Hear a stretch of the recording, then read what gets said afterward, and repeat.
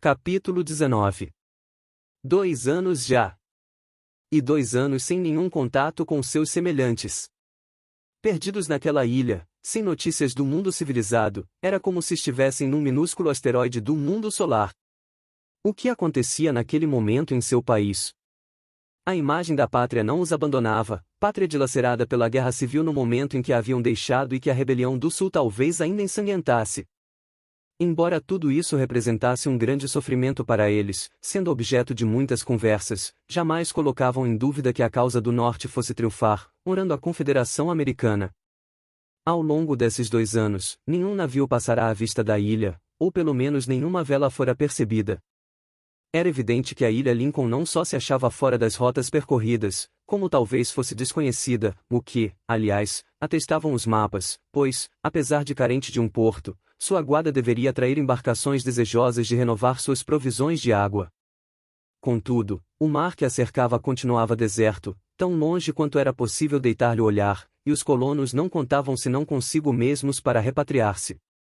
Entretanto, uma possibilidade de salvação existia, e essa probabilidade foi discutida seriamente, num dia da primeira semana de abril, pelos colonos, então reunidos na sala de Granite House. Falavam sobre a pátria, a qual tão poucas esperanças tinham de rever. Só vejo uma maneira, uma única, disse Gideon Spilett, de deixarmos a ilha Lincoln, que é construir uma embarcação suficientemente grande para resistir ao mar por algumas centenas de milhas. Parece-me que, depois de um saveiro, podemos perfeitamente fazer um navio. E, se formos até a ilha Tabor, podemos perfeitamente alcançar as Pomotu.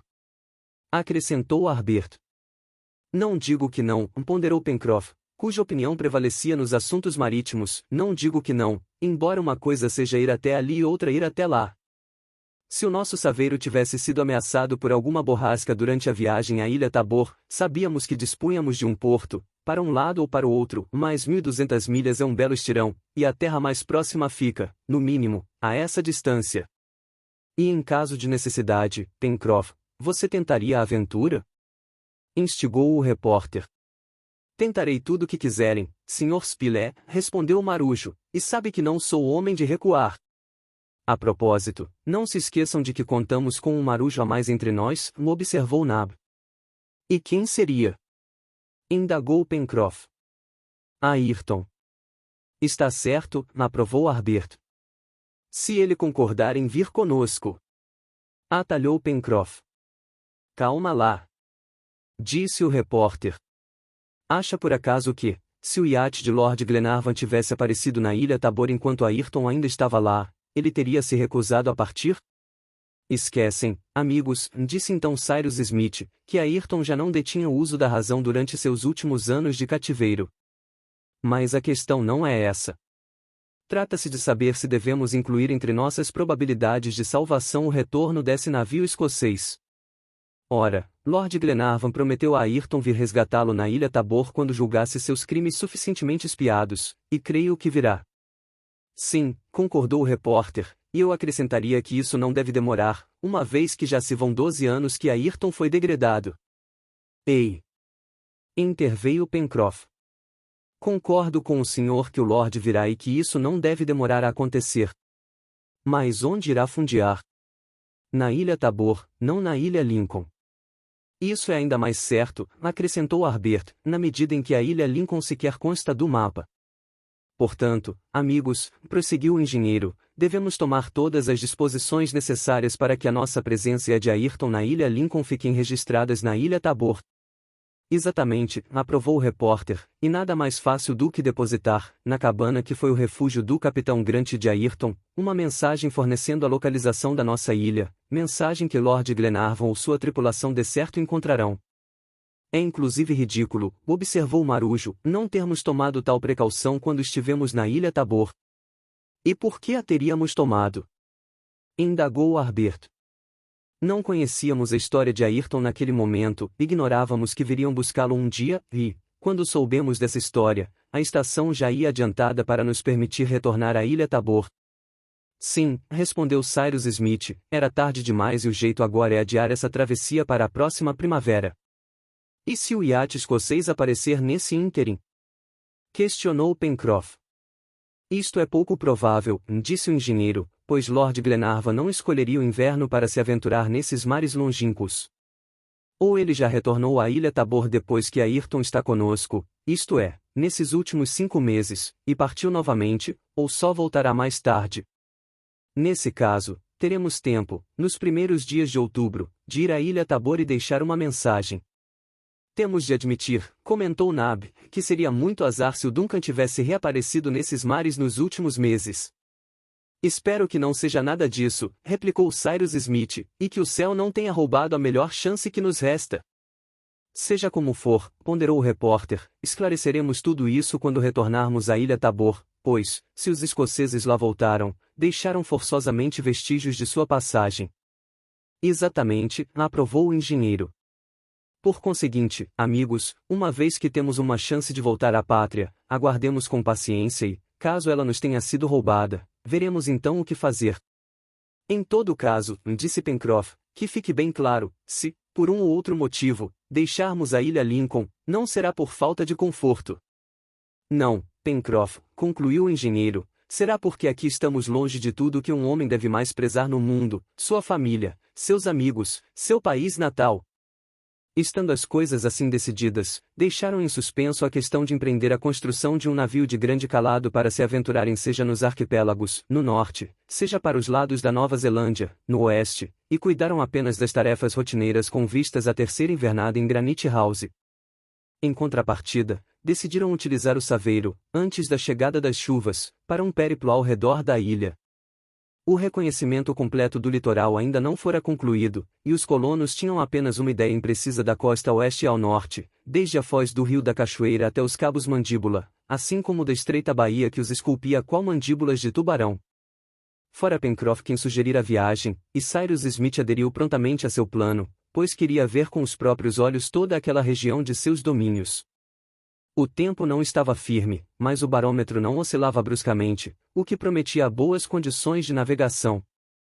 Exatamente durante a primeira semana de abril, após uma forte queda barométrica, seguiu-se uma subida, assinalada por um forte vendaval de oeste que durou 5 a 6 dias. Depois disso, o ponteiro do instrumento voltou a estacionar a uma altura de 29 polegadas e 9 décimos, 759 milímetros e 45 décimos, e a ocasião pareceu propícia ao planejado périplo. Ficou decidido que partiriam no dia 16 de abril, e o Bonaventure, fundeado em Porto Balão, foi abastecido para uma viagem de certa duração. Cyrus Smith comunicou a Ayrton a viagem e convidou-o a participar. Todavia, tendo ele preferido ficar em terra, pediram-lhe que se instalasse em Granite House durante a ausência dos companheiros. Mestre Jup ficaria com ele, do que não se queixou nem um pouco. Na manhã do dia programado, todos os colonos, acompanhados de Top, embarcaram. Soprava uma brisa amena de sudoeste, e o Bonaventure foi obrigado a zigue-zaguear ao deixar Porto Balão a fim de alcançar o promontório do Réptil. Das 90 milhas que media o perímetro da ilha, a costa sul perfazia cerca de 20, desde o porto até o promontório. Daí a necessidade de aproveitar aquele vento de proa e transpor o quanto antes aquelas 20 milhas. Precisaram de nada menos que o dia inteiro para alcançar o promontório, pois, ao deixar o porto, a embarcação só dispôs de 2 horas de vazante, ao contrário, de 6 horas de maré alta, difícil de superar. Já anoitecera, portanto, quando o promontório foi dobrado. Pencroff propôs então ao engenheiro seguirem em velocidade reduzida, com 2 rises na vela. Cyrus Smith, contudo, preferiu fundear a poucas amarras da terra, a fim de observar aquela parte da costa no dia seguinte. A propósito, em se tratando de uma exploração minuciosa do litoral da ilha, haviam decidido não navegar à noite, quando lançariam ferros rente à costa, na medida em que as condições do tempo permitissem. Passaram a noite então fundeados atrás do promontório e, com o vento amainado pela neblina, o silêncio não foi mais perturbado. Os passageiros, à exceção do Marujo, talvez não tenham dormido tão bem a bordo do Bonaventure como teriam feito em seus quartos de Granite House, mas terminaram por ferrar no sono. No dia seguinte, 17 de abril, Pencroff aparelhou tão logo amanheceu e, a todo o pano e com vento de bom bordo, avançou quase triscando a costa ocidental. Embora os colonos já conhecessem aquele magnífico litoral, uma vez que haviam percorrido a pé sua orla arborescente, ainda assim ele despertou admiração geral. Acompanhavam a terra tão perto quanto possível, moderando a velocidade, de maneira a não perderem nada de vista, apenas evitando chocar-se com alguns troncos de árvores que boiavam aqui e ali. Em diversas ocasiões, chegaram a lançar a âncora para que Gideon Spilett fizesse algumas fotografias da soberba paisagem. Por volta do meio-dia, o Bonaventure alcançara a foz do Rio da Cachoeira. Do outro lado, na margem direita, as árvores voltavam a aparecer, mais espacejadas, e, 5 quilômetros adiante, não formavam mais senão arvoredos isolados entre os contrafortes ocidentais do monte, cujo árido espinhaço estendia-se até o litoral. Que contraste entre a região sul e a região norte dessa costa! Se esta era arborizada e verdejante, a outra era inóspita e selvagem. Lembravam o litoral de ferro, como são chamados em alguns países, e sua conformação acidentada indicava que uma verdadeira cristalização se produzira bruscamente no basalto ainda ebuliente das primeiras eras geológicas. Aglomerado de aspecto terrível que teria desanimado os colonos, se o acaso tivesse escolhido aquela parte da ilha para deixá-los. Do cume do Monte Franklin, não fora possível reconhecer o aspecto profundamente sinistro daquele litoral, pois o dominavam de uma altitude demasiado elevada, contudo, visto do mar, mostrava um caráter estranho, talvez sem equivalente em qualquer outra parte do mundo. O Bonaventure seguiu costeando o litoral a uma distância de meia milha.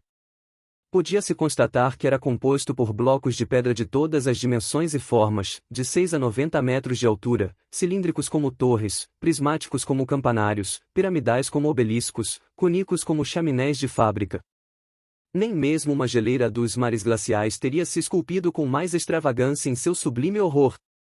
Aqui, pontes lançadas de uma rocha a outra, ali, arcadas dispostas como as de uma nave de igreja cuja profundidade o olhar fosse incapaz de alcançar, lá, amplos esboroamentos, com abóbadas de aspecto monumental, acolá, uma verdadeira mixórdia de pontas piramidais, agulhas com que nenhuma catedral gótica jamais sonhou. Todos os caprichos da natureza, mais mirabolantes que os da imaginação, desenhavam aquele litoral grandioso, que se prolongava por uma extensão de 13 a 15 quilômetros. Cyrus Smith e os companheiros, entre surpresos e estupefatos, apenas observavam, calados. Top, por sua vez, não se constrangia, soltando latidos logo repetidos pelos 1000 ecos do paredão basáltico. O engenheiro chegou a notar algo de anormal naqueles latidos, que lembravam a reação do cão na boca do poço de Granite House. Acostemos, disse. E o Bonaventure veio quase a resvalar nos rochedos do litoral. Existiria ali alguma gruta a ser explorada?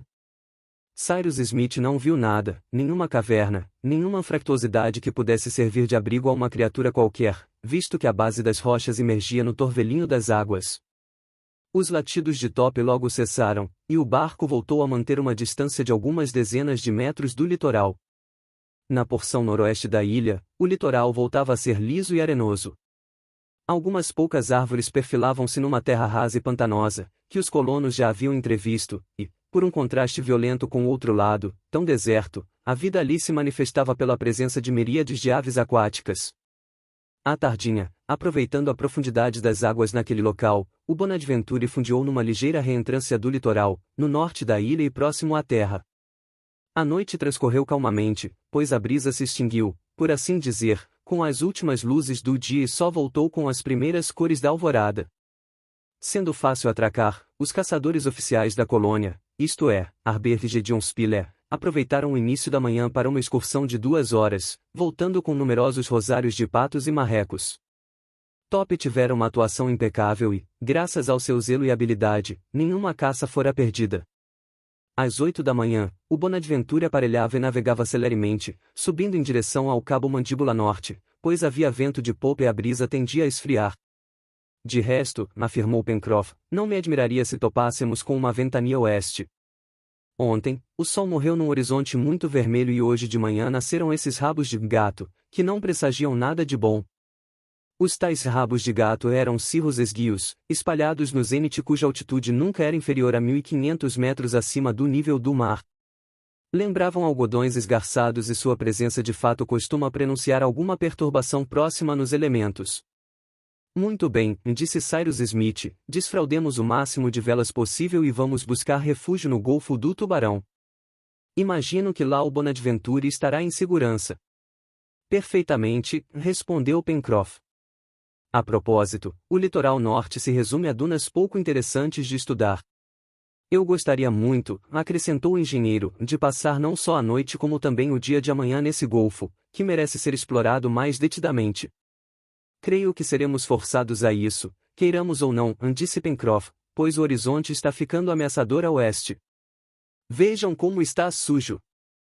De toda forma, contamos com um vento favorável para alcançar o Cabo Mandíbula, observou o repórter. Excelente vento, concordou o marujo. Contudo, para entrar no golfo, teremos de bordejar, e para isso eu gostaria de enxergar com clareza nessas paragens que não conheço. Paragens que devem ser abundantes em escolhos, acrescentou Harbert, a julgar pelo que vimos na costa sul do Golfo do Tubarão. Pencroff, disse então Cyrus Smith, faça o que puder, confiamos em você. Fique tranquilo, Sr. Cyrus, respondeu o marujo, não irei me expor sem necessidade. Eu preferiria uma facada nas minhas obras vivas do que uma só pedrada nas do meu Bonaventure. O que Pencroff chamava de obras vivas era a parte imersa do casco do seu barco, que ele valorizava mais que a própria pele. Que horas são? Perguntou Pencroff. 10 horas, respondeu Gédéon Spilett. E qual a distância que nos resta percorrer até o cabo? Aproximadamente 15 milhas, respondeu o engenheiro. É coisa de 2 horas e meia, disse então o marujo, logo estaremos atravessando o cabo entre meio-dia e 1 hora. Infelizmente, a maré vai virar nesse momento, e a vazante refluirá do golfo.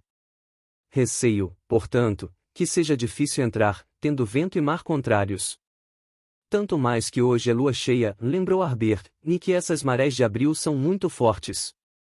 E então, Pencroff, conseguiria ancorar na ponta do cabo? Perguntou Cyrus Smith. Ancorar próximo à terra, com mau tempo em perspectiva. Exclamou o marujo. Tem ideia do que isso representa, Sr. Cyrus? Seria o mesmo que lançar o barco contra o litoral. Qual é a alternativa? Tentarei manter-me em mar aberto até a maré cheia, isto é, até às 19 horas, e, se ainda estiver um pouco claro, tentarei entrar no golfo, caso contrário, nos restará bordejar a noite toda e entrarmos quando amanhecer. Repito, Pencroff, confiamos em você, declarou Cyrus Smith. Ah! Disse Pencroff. Um farol nesse litoral seria um conforto para os navegadores. É mesmo, disse Harbert, e dessa vez não teremos um engenheiro bonzinho para acender um fogo que nos guie até o porto. A propósito, caro Cyrus, disse Gédéon Spilett, nunca lhe agradecemos por isso, mas, francamente, sem aquele fogo, jamais teríamos conseguido alcançar. Fogo? Perguntou Cyrus Smith, bastante admirado com as palavras do repórter. Estamos querendo dizer, Sr. Cyrus, interveio Pencroff, que estávamos em sérias dificuldades a bordo do Bonaventure, durante as últimas horas que antecederam nosso regresso, e que, sem a precaução que o senhor tomou de acender uma fogueira, na noite de 19 para 20 de outubro, no platô de Granite House, teríamos passado a sotavento da ilha. Ah, sim, foi uma ótima ideia que tive. Admitiu o engenheiro.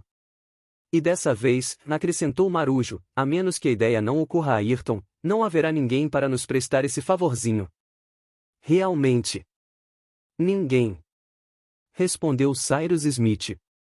E, instantes depois, vendo-se a sós com o repórter na proa da embarcação, o engenheiro aproximava-se de seu ouvido e lhe dizia: Se existe verdade neste mundo, Spilett, eu nunca acendi fogueira alguma na noite de 19 para 20 de outubro, nem no platô de Granite House, nem em qualquer outra parte da ilha.